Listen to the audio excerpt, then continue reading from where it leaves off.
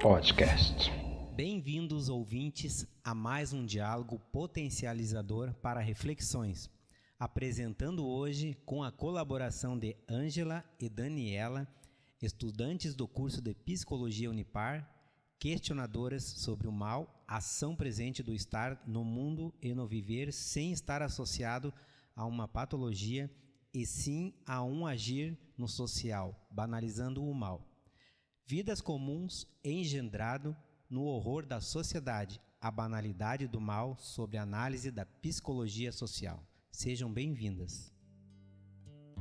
Mesmo quando tudo pede um pouco mais de calma, até quando o corpo pede um pouco mais de alma,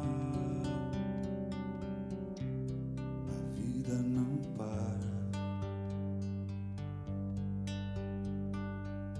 Enquanto o tempo acelera e pede pressa, eu me recuso, faço hora, vou na valsa. A vida é tão rara.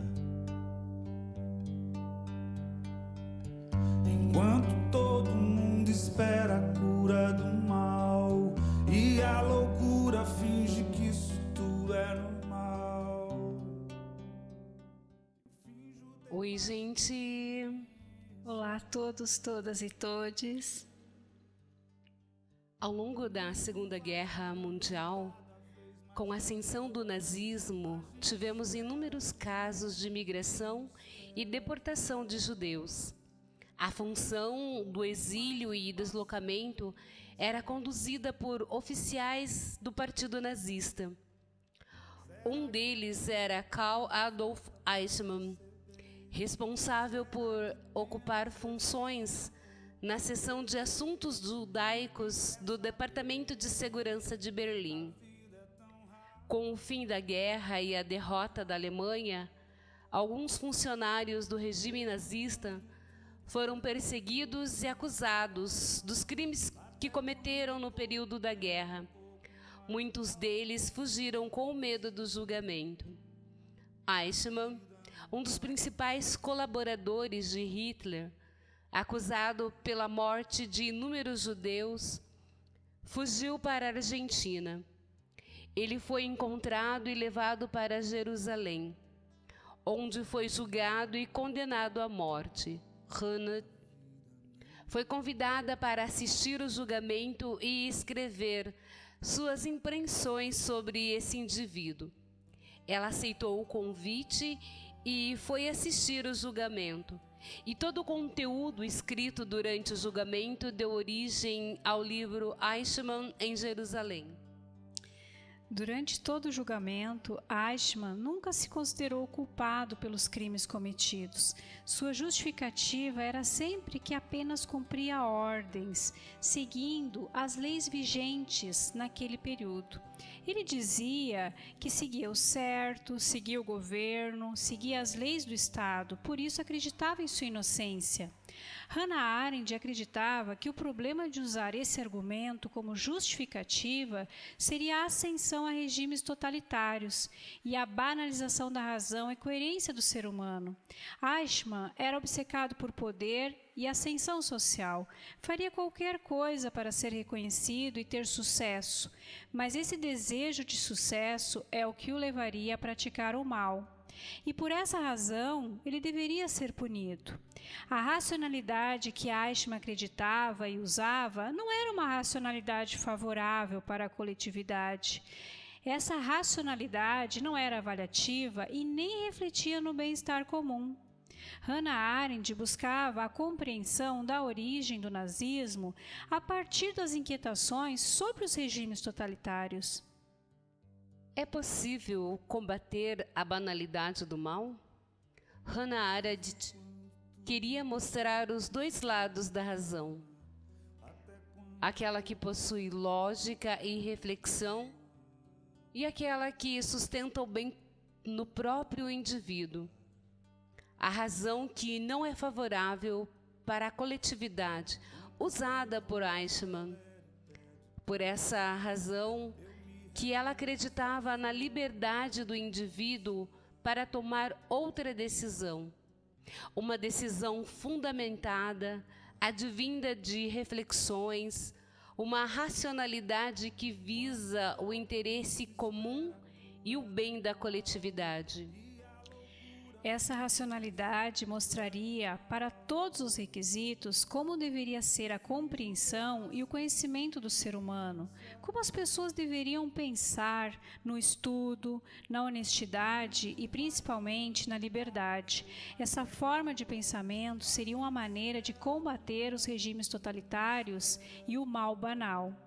A falta de reflexão crítica sobre determinados assuntos gera a falta de compromisso ético em grandes proporções.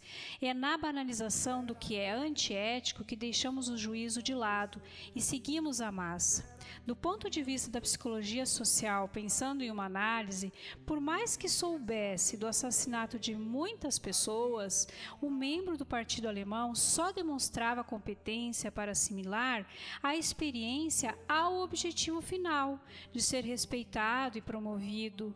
No entanto, o oficial em questão não era exatamente um ser humano imoral, que abdicou das leis para viver como bem entendeu. Ao contrário, Eichmann era um homem de inteligência mediana e inteiramente apto a viver de acordo com a lei e a ordem vigentes, e assim o fazia. Vivemos na época de grandes movimentos que estimulam o ódio contra grupos religiosos e étnicos.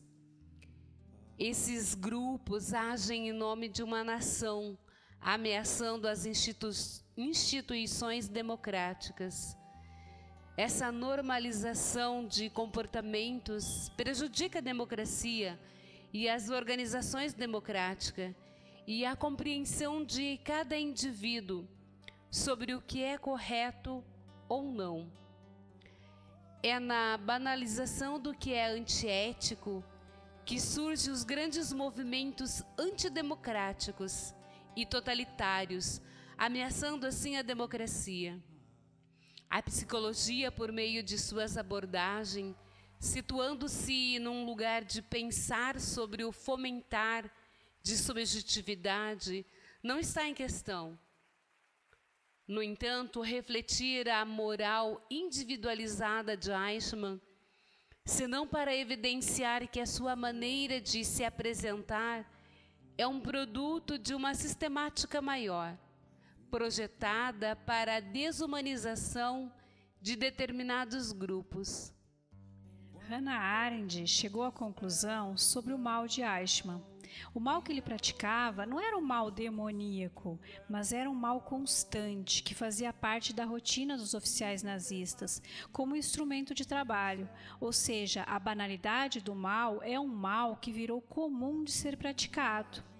Um pensar psicológico que se instaura diante dessas reflexões aponta para o fato de que as práticas de genocídio não pertencem somente ao passado, e sim são reforçadas no presente, não só pelo Estado, mas por uma parcela da população privilegiada, que não se concebe enquanto componente de uma lógica de opressão, produzida para eliminar corpos concebidos como indesejáveis.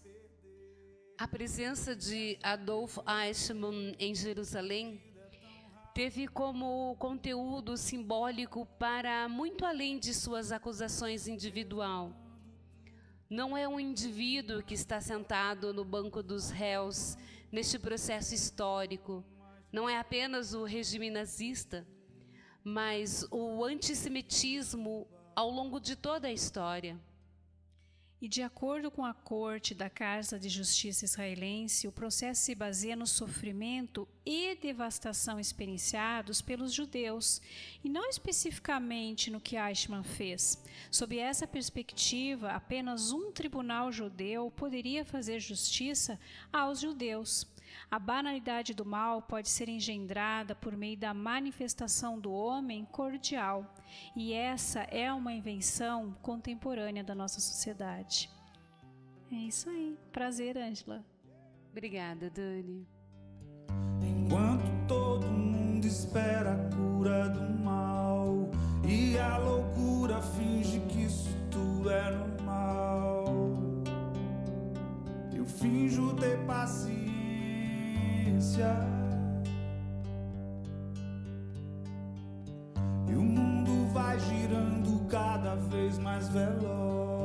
A gente espera do mundo e o mundo espera de nós. Pouco mais de paciência.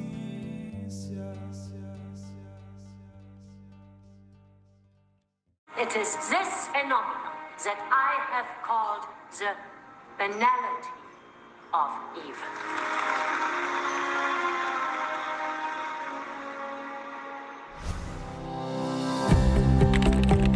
Podcast.